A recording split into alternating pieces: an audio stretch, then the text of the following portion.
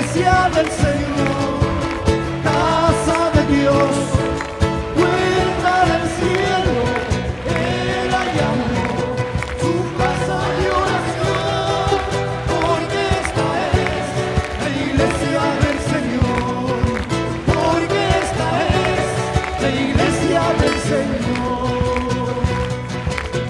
Esta es la iglesia del Señor, casa de Dios, puerta del cielo, Él la llamó su casa de oración, porque esta es la iglesia del Señor, porque esta es la iglesia del Señor.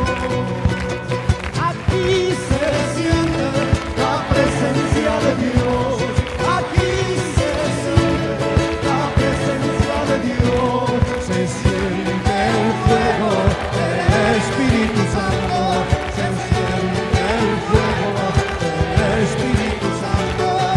Siento gozo, siento paz, siento el amor que Dios me da, siento gozo, siento paz, siento el amor que Dios me da.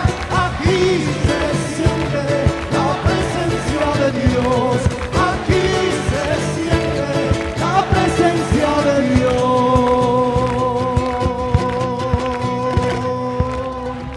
A su nombre, Dios le bendiga, hermanos, aleluya, bendito sea el Señor.